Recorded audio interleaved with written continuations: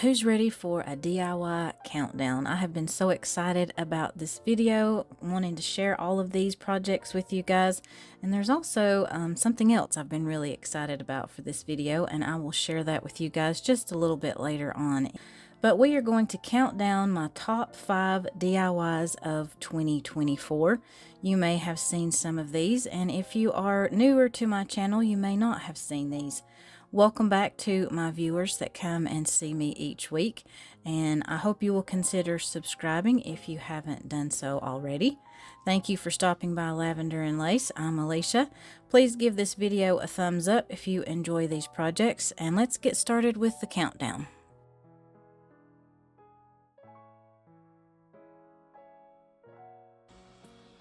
I had this Dollar Tree sign in my wood blank stash, and it was cute as is, but I, of course, wanted to change it up and make it match my decor just a little bit better. So I started by removing the twine that they had, and I also removed the little metal house from the front and just used my Cricut scraper to get up any of that glue that was left on the sign. And I started by giving this 2 good coats of the Waverly chalk paint in the color Mineral. And if you make signs like this, you could always start by doing the back of the sign and just covering up the front with some craft paper. But I just opted to start with the front of this sign so I wouldn't have that extra step of covering it with the craft paper.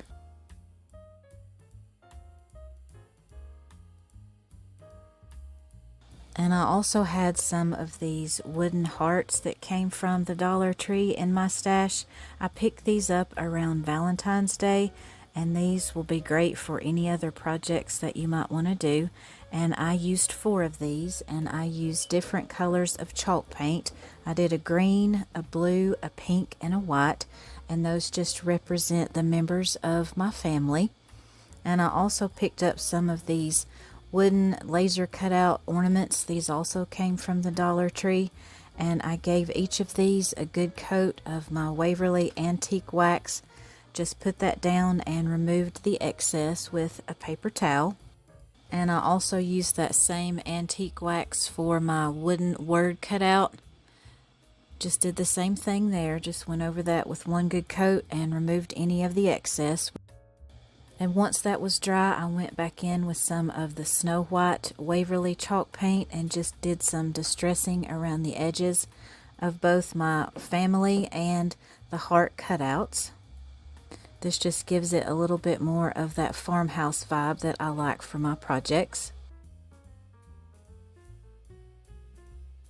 And I went back on the bigger hearts and took some of the antique wax and just did the distressing lightly around the edges, and that just made some of these cutout areas pop a little bit better and gave that more definition.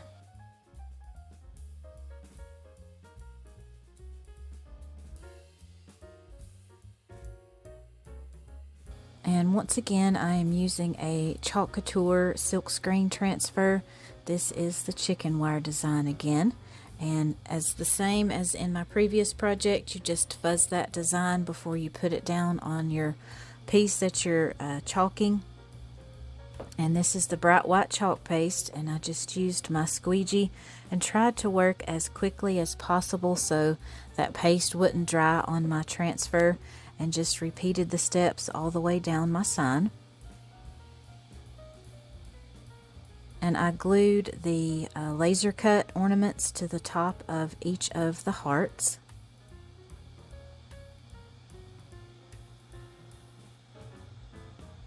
And I laid everything down on my sign just to do a dry fit, and just took a pencil and made some lines where everything was and the way I had it laid out, so I would be able to get that back the way I wanted it to and everything lined up. And I just took some hot glue and glued each of my hearts and my word cutout down to the sign. And I had these little antique vintage looking pins that I had picked up from Hobby Lobby, and I wanted to embellish the hearts a little bit, and that also covered up the hole in the ornaments. So I just took a hammer and covered those pins with a paper towel to protect the surface, and just put those in the top of each of the hearts. And I also just took my heat gun and just removed any of the spider web strings left over from the hot glue, and finished this sign up with just reattaching some jute twine as a hanger. And this is perfect in my dining room and represents my family, and it's such a cute project and would make a great gift for Mother's Day, Christmas, birthdays, anything like that. And I hope you guys like this project.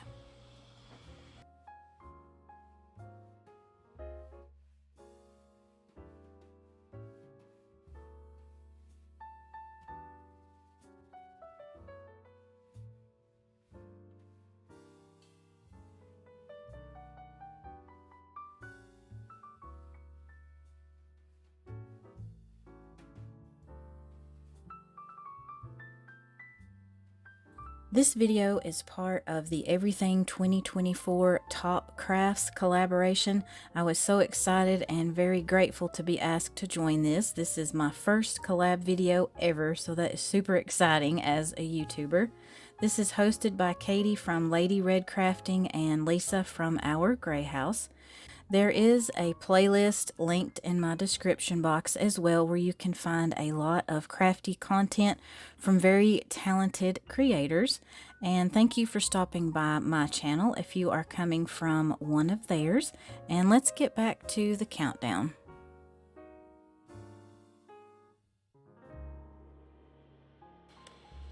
For this next project, I picked up some of these plastic caddies from the Dollar Tree. They have them every year with their school supplies.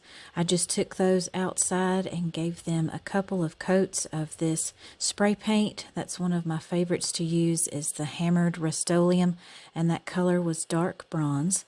And my daughter and I really enjoy those coffee drinks, so I have been slowly collecting some of those bottles for this project. I just took some of the white acrylic paint from Apple Barrel and put a small amount in the bottom of this to coat the glass. I just tapped and added more as I needed it. Just continued that process for 6 bottles. That's how many you will need for this particular project. And I started by putting these bottles upside down in a paper bowl, but I knew that wasn't the best solution. And then I saw my egg caddy that I had sitting in the kitchen, and I'm like, that will be perfect for this project. So I just set those bottles upside down to let any of that excess paint drip out, and just put some aluminum foil in the bottom of that just to catch the paint, and that will help you collect it and just put it back in your bottle. And before my paint had completely dried, I wanted to just clean up the top portion of the bottle to make it actually look like milk. And I started by using a wet paper towel and quickly realized that was not the best way to go about that. So I got a dry one, and that worked really well and just got me a good clean line there. And I just took a baby wipe and cleaned off the dried paint off of the top of the rim of my bottle. And I think these would be super cute if you used either pink or brown paint and made strawberry and chocolate milk. That would be super cute to put in your kitchen decor as well. And for the caps of these milk bottles, I took those outside and gave them a good coat of the white spray paint. And to start with, this was all I was going to do, is paint them white. And then I decided I wanted to change the color, and I took some of my Waverly chalk paint in the color Elephant and just did a very light coat over the tops of these. I wanted them to look distressed and like metal bottle caps, and I did leave some of that white paint showing through. And just to add a little bit of color and texture, I used some of my cotton cording to go around my handle. I just cut off a smaller section of that to make it a little bit easier to work with. It was still challenging to do this part, but getting that smaller piece really helped me be able to get that wound around my handle. I just took some hot glue and glued that underneath to start with, and just started wrapping that, just pulling that through. And I did use some additional hot glue in different areas to help hold that cording down. And you can find this at Hobby Lobby. They have several different selections of this. There's different colors and a couple of different sizes. I think it's called Cora's Cotton Cording. I'll see if I can find that and leave a link in the description box for you guys. And to finish off that cording, I just took some hot glue, trimmed off any of the frayed edges. And as a little accent piece, I wanted to add a tag to my milk caddy, and I just found this SVG file, of course, on Creative Fabrica. You guys, if you've watched any of my other videos, know how much I like that website. I will find the link to this and put that in the description box for you guys as well, if you would like to use it for a project. Just cut that out with my Cricut Joy and weeded that out and got it ready to go onto my tag. And I picked up this tag from the Dollar Tree. I got a couple of them because I knew they would be great accent pieces or good for tiered trays, and I didn't do anything with the tag. It came painted and distressed already, so all I did was add my SVG file to the front. And I guess it was the finish on this tag, but some pieces of the vinyl didn't want to stick really well. But I just went back in with my fingernail and just pushed that down, and it looks great. And I untied the knot that was in the top of my tag just so I could tie it to the handle of my milk caddy. I took some of this decorative paper shred and just put in the bottom of each of the little holes or cups, and that would just help my milk bottles stay more stable and secure. And I just kind of took my fingers and went into the bottom of the cup and just made kind of like a little nest with those paper shreds, and that really helped my milk bottles be more stable. And I added just a little bit more around the edges as well, just to give that another decorative touch. And y'all, how cute is this? I absolutely love this. I can't wait to get it displayed in my kitchen. The only problem is finding a spot to put it. What do you guys think about this one?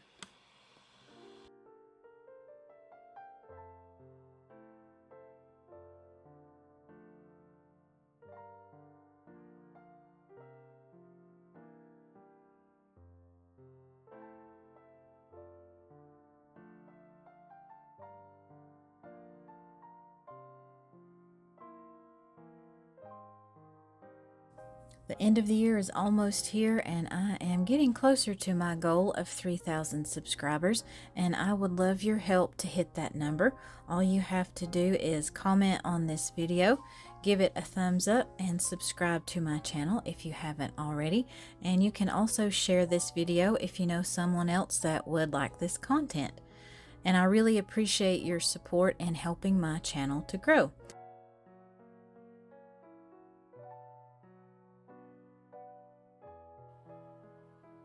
Do you ever start a project with one idea in mind and then completely change course? That's exactly what I did with this one.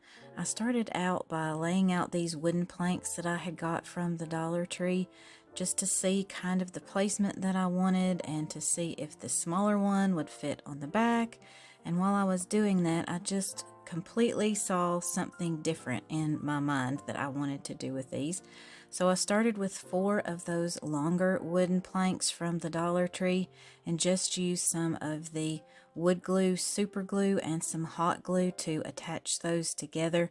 And since these were Dollar Tree, they did not fit perfectly together. So I just went on the back side and filled in some of those larger cracks with some hot glue and took 4 of my jumbo popsicle sticks and just trimmed those down to fit and just glued those down with some hot glue to make sure these planks would stay together.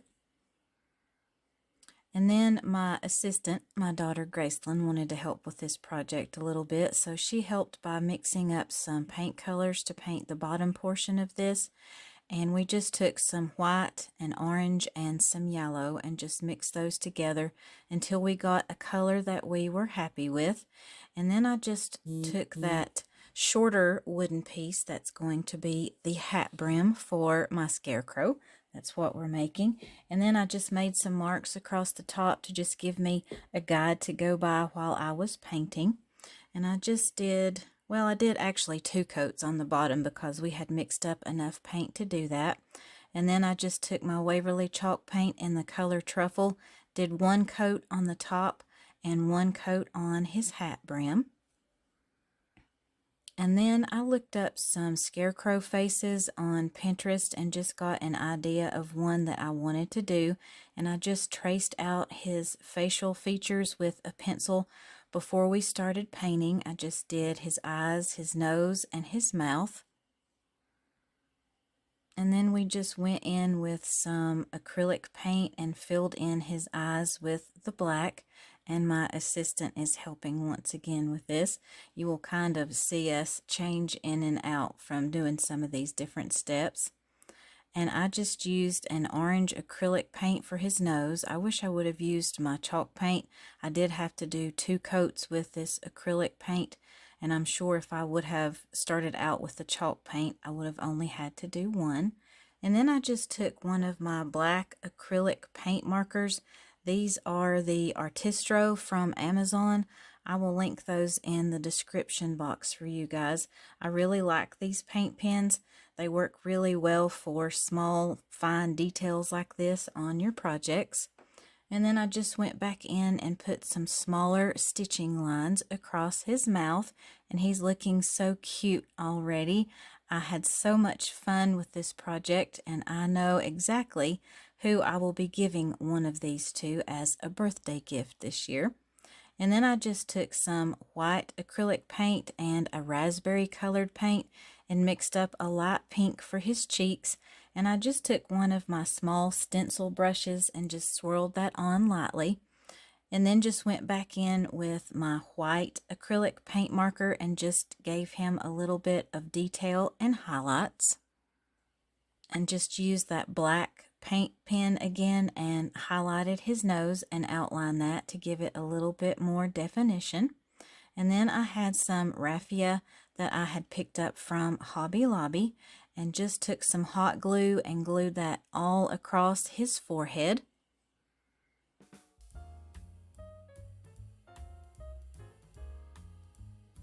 And then I just glued down his hat brim with some hot glue. And I love how he is looking so far. I wanted something kind of whimsical to add to my fall decor.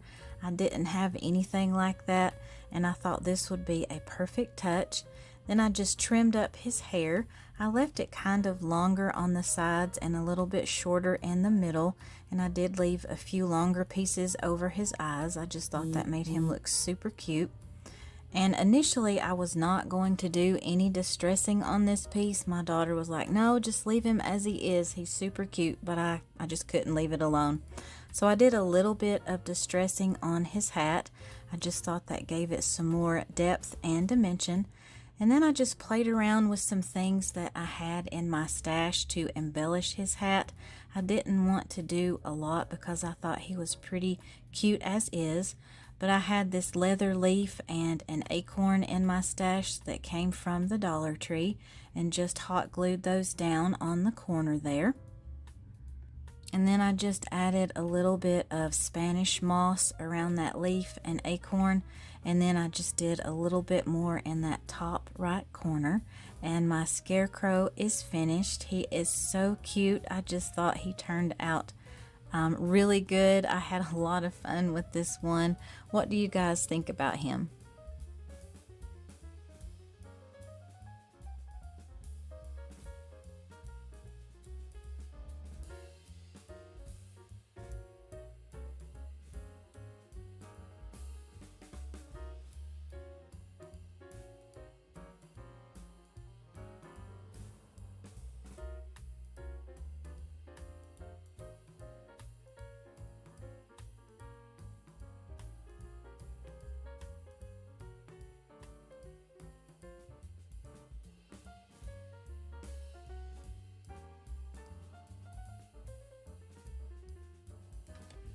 The inspiration for this next project came from Hobby Lobby.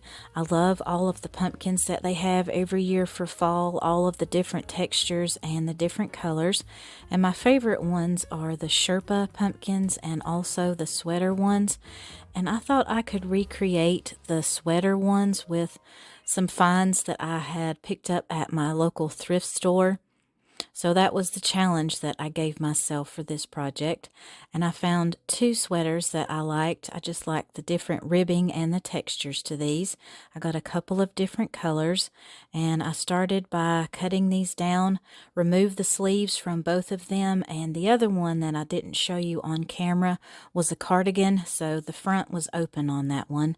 And this gray one was a bigger size, so I knew I would be able to get 2 pumpkins from this larger panel piece that I'm cutting out. So I just folded that piece over and kind of found the middle section and just cut this into 2 pieces. And if you do make these pumpkins, you will have an opening on the top and the bottom. You don't want any of your sides to be open. So I just took some of my fabric hot glue and just went back through where I had cut these apart and just got my seams put back together, so it would make these a lot easier to stuff. And if you have a sewing machine, feel free to use that if you want to. I just didn't want to have to get mine out.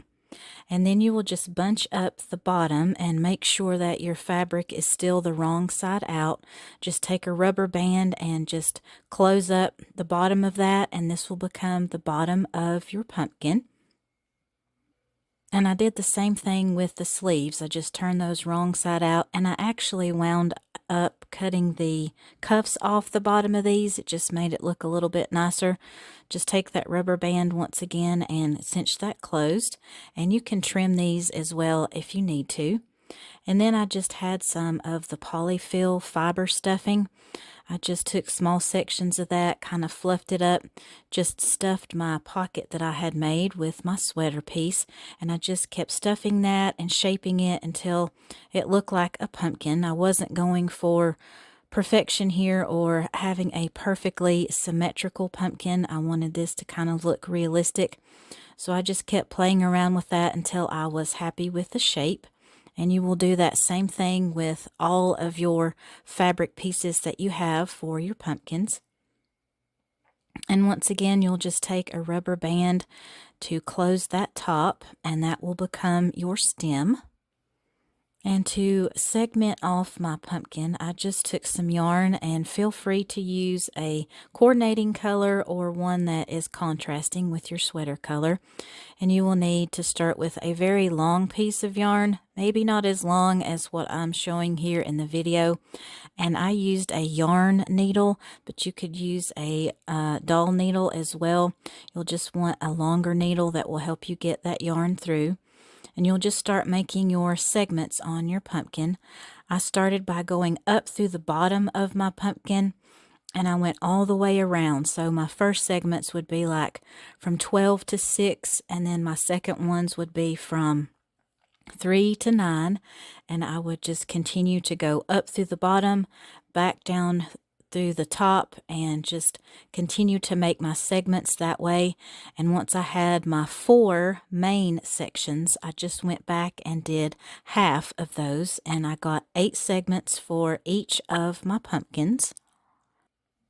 And the tighter you pull, the more definition you will get for each of your segments, and then you will just knot your yarn on the bottom. And then if you have a lot of extra fabric on the top where you close that with your rubber band, you will just take some scissors and trim that off. It just makes it easier to start wrapping for your stem, and you can continue to trim that as you go. And I just wrapped this bulkier fabric at the bottom of my stem and just secured that with some hot glue before I started wrapping. And I used yarn for my stem. That's just what I had on hand. You could use jute twine or leather cording, I think would look really good on these pumpkins. But you will just wrap, and if you keep your yarn or string, whatever you're using, a little bit tighter, it will help your stem to get thinner as you go to the top. And if you have excess fabric at the top, just go ahead and trim that again as you're finishing this off. And I did use a little bit of extra hot glue at the top just to make sure my yarn wouldn't slip off. And you can do all different shapes and sizes with your stems just to give your pumpkins a lot of character. And to embellish these, I just took several different prints of fall fabric that I had in my stash, and I had some scrap lace that I thought would look really pretty with all of the other different textures and the colors. And I just cut some strips of that lace, and then for my fabric I just cut a slit at the bottom and just ripped off several pieces of this to go around the stems of my pumpkins. And I just alternated the different colors of fabric that I had, and I opted not to glue these down. I just thought it would be easier, and if I wanted to take these off, I just tied them around the stem, and that helped me get those in place better and just move those around as I was working on these. And I also took some raffia just to give that a little bit of different texture. And I had these leather leaves in my stash from Dollar Tree from last year and added those and some of these orange pit berries. And these pumpkins are ready to go. I think I got 7 of these from 2 sweaters. So total, that would be about 85 cents a piece. I think I met the challenge and did a great job with that. Let me know what you guys think about these. I love all of the textures and the colors that these give, and these will add just an extra cozy touch to your fall decor this year. Let me know what you guys think about these.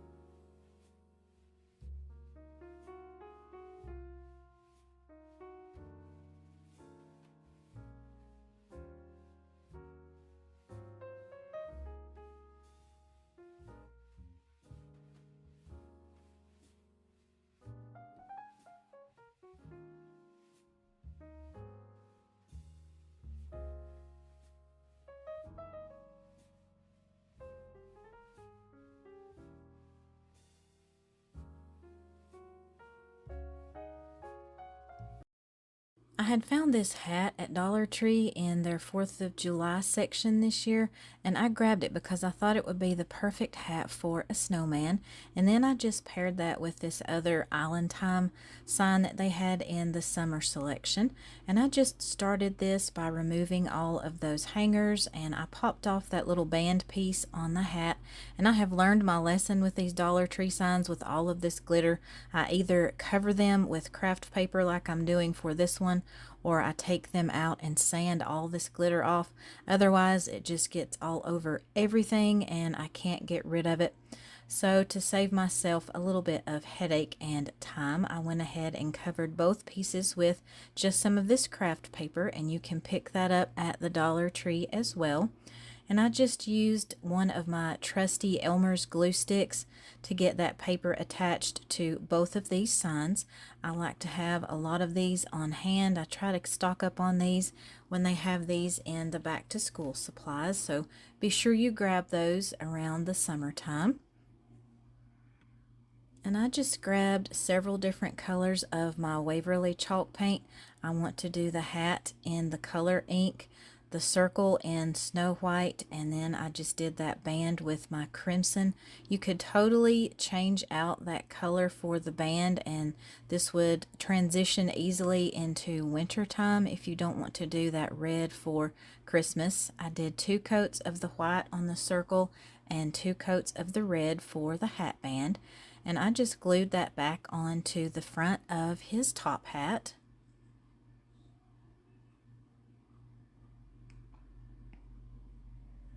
And then I just positioned the hat on the top of the snowman's head to see where I wanted that, and then just marked out some guidelines so I would know exactly where to put that down once I had my hot glue on there.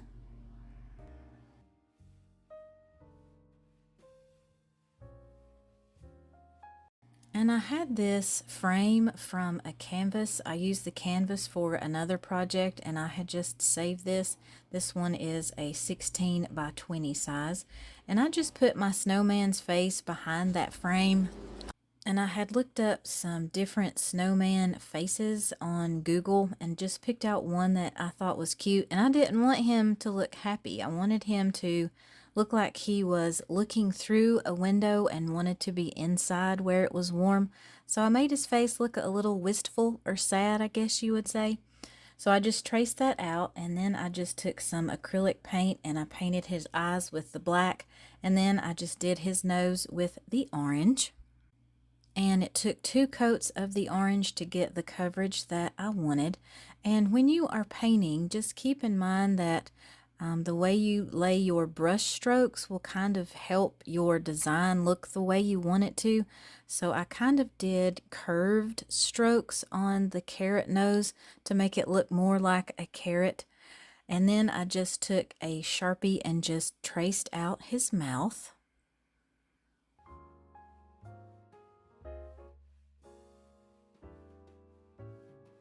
And I used some of the crimson chalk paint for his cheeks. I didn't have any red acrylic paint, so I just used what I had on hand.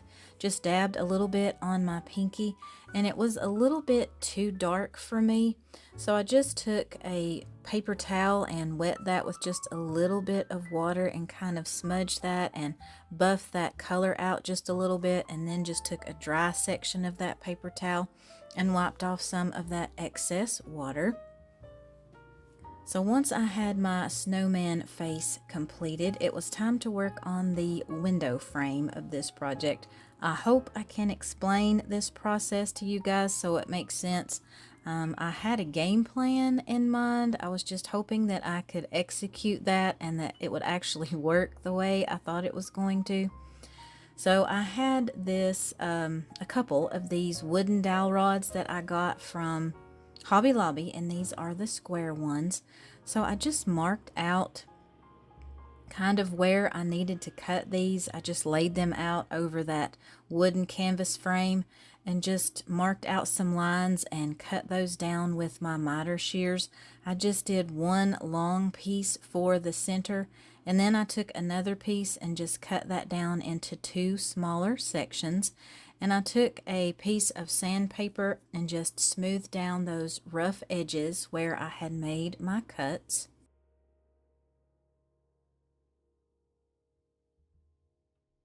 And I used my Waverly antique wax and just stained the frame front and back, and I did the dowel rods as well.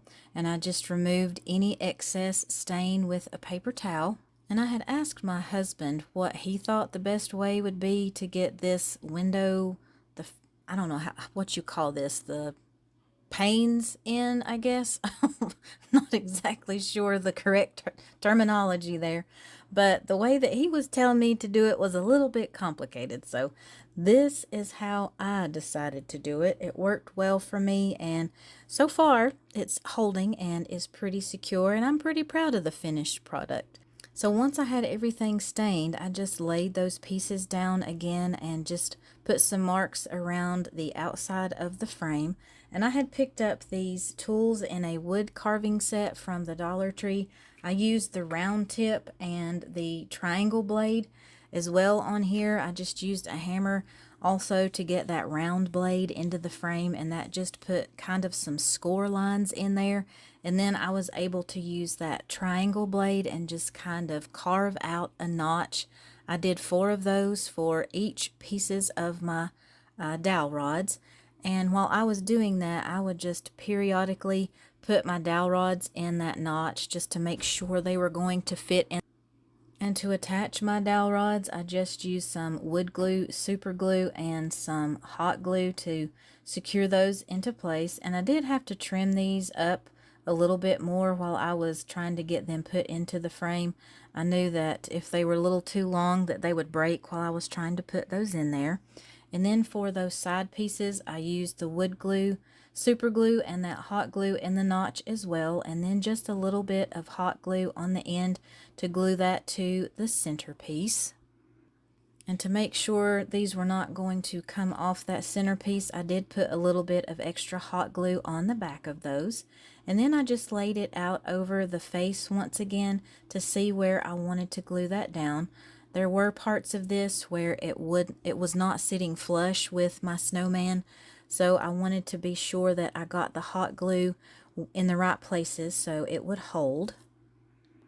And I also wanted to make sure that my snowman's face was not sticking out too far on the bottom, otherwise this would not be able to stand up where I want to display it. And then I just put a little bit of extra hot glue on the back underneath his hat and held that down so it was attached well.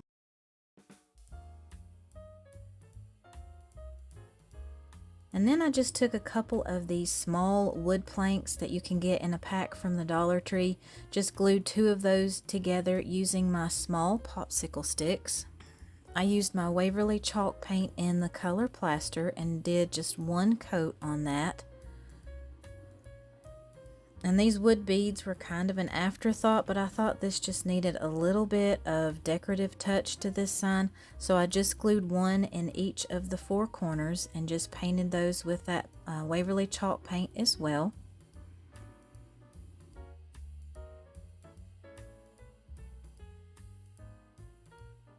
And I took some of that Waverly antique wax and just did some distressing all over the entire surface of my sign just to age that a little bit.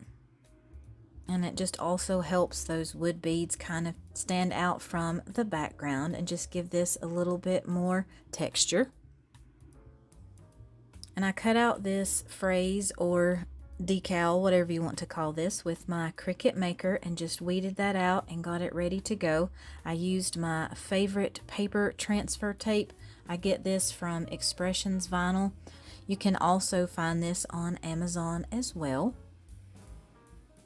And I just centered that on my sign and I got that put down with my little Cricut burnishing tool. And I thought that saying would be a perfect fit for the look on my snowman's face. You guys let me know what you think. And I just glued a jute twine hanger on the back of my sign with some hot glue. And I grabbed some of my greenery and berry picks that I have in my stash and just glued several of those down to the top of my sign. I know I covered up my holly leaves on there, but I was okay with that. I liked the greenery better. I thought it just made this sign look a little bit better. And I love to use a pencil to wrap my pit berries. It just gives them a very good coil and spiral. Just glued those in different places in my greenery. And I had a very small piece of this snowman ribbon left on a roll that I found at the Dollar Tree last year, and I thought that would of course be perfect for this project. So I just glued that down into the center and trimmed off the tails. And for just a finishing touch on my snowman, I found this snowflake that I had in my stash that I had cut out from vinyl probably last winter, and I thought that would be super cute just to add to the band on his hat. And I also took just a small cup hook and added that to the top right corner of my picture frame. And this is how it looks complete and finished. He is absolutely adorable. Isn't he going to make just the perfect porch greeter this Christmas? And you can absolutely change out that sign easily and transition that to something for winter. But what do you guys think about this one?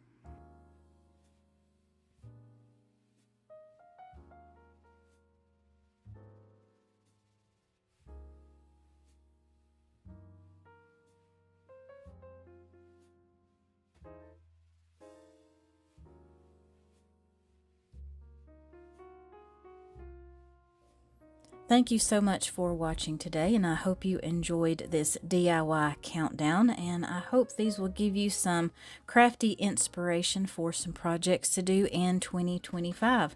Please give this video a thumbs up if you enjoyed these projects, and share if you know someone that would like this content. Please connect with me on Facebook and Instagram. I have links to both of those in the description box as well.